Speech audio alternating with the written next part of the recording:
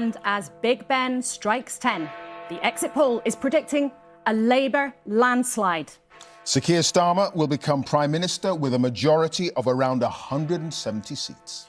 The exit poll predicts that Labour will have captured 410 seats, adding 209. It suggests the Conservatives will have lost 241 MPs, landing on 131.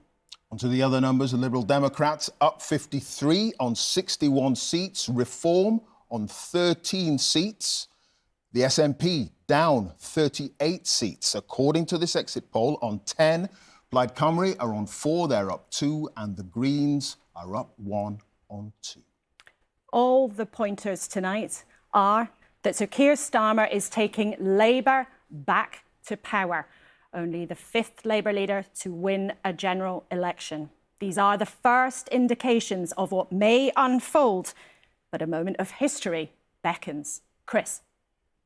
Blimey, just take a look and take in those numbers. The Conservative Party, so often an election-winning machine, looks pulverised tonight, taking in those numbers. At the last general election, it was Labour that was pulverised, reduced to its smallest number of seats since 1935. At the time, there was talk that Boris Johnson might serve as Prime Minister into the 2030s, and that for Labour to win by just a smidgen would require a Himalayan climb on their part. And yet you look at those numbers and they have won by a mile. What does this tell you? It tells us a lot about voter volatility. Like never before, more people in more places more often are more willing to change their minds about who they support from one election to another.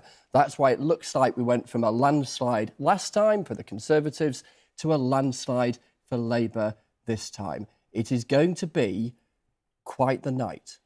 And Chris, we should remind viewers there's a high degree of scepticism we should apply to this exit poll. They have a very good track record, but it's only over the next few hours that the results will come in and will tell us the real verdict of the British people.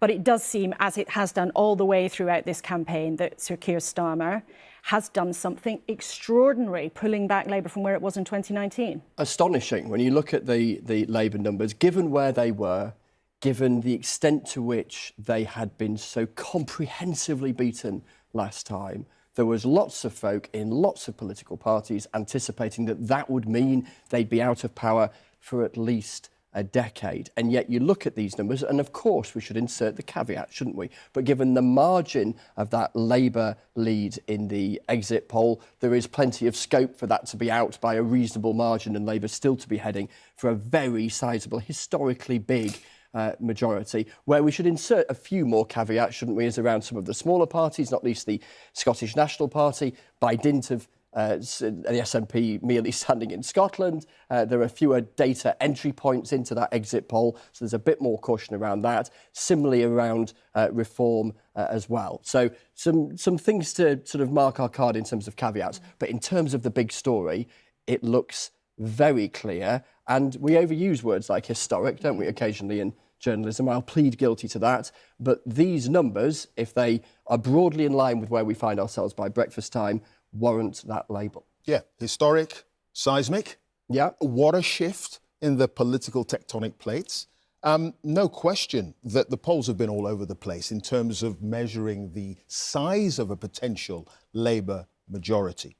But if this exit poll, for early indication, if it is right, we're talking about potentially Labour being in power into the 2030s. Well, or not, because who knows if the equal and opposite might happen at that Exactly. at the next election. And the recent electoral history tells you that things can swing in all sorts of directions remarkably quickly. But to answer your question the other way, if you like, Clive, if you're a Conservative tonight absorbing these numbers, clearly they are bleak and point to a long, long way back if that's how the numbers stack up as the hours come. You know, the number of Conservative seats worst in a century. Labour broadly similar in terms of where they are majority-wise and indeed seats-wise, according to the exit poll, from 1997. So to just give you some sort of historical metric, that's the zone we're in.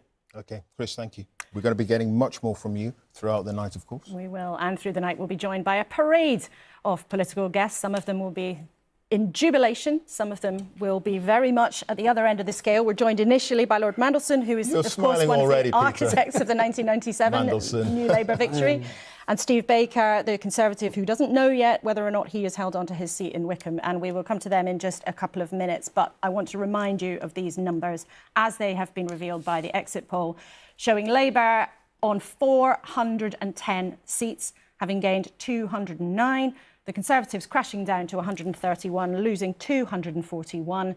61, the Liberal Democrats, an incredible performance for them if they are correct, on 53 seats. The SNP crashing down to 10, Plaid Cymru gaining 2, the Greens gaining 1, and the Reform Party gaining 13. You can just about see them coming onto the glorious prow of Broadcasting House here in the heart of London. But as Chris was saying, particularly when it comes to the smaller parties, we will insert lots of grains of salt at this stage. Small errors, small margins of errors in the exit poll could end up with very, very different tallies for them by the end of the night. So bear that in mind. Yeah, health warnings will be the order of the night until we start getting the real results coming in. Hopefully the first result, possibly in the next hour, hour and a half. Who knows? Fingers crossed we'll be able to get that to you. Of course, if you're going to have a majority to Labour, according to the exit poll of 170, then that means a number of Labour gains, quite clearly. Right around the country, we're going to have a look at some of those that our psephologists suggest could be changing hands to Labour with a 95% level of certainty. Swindon South, Darlington, Rutherglen from the SNP. We already had the exit poll suggest the situation in Scotland there. Wrexham, Conservative, now potentially gone, according to our exit poll. Leon Atherton, Middlesbrough, Swindon North as well. And it's going to be very, very interesting indeed.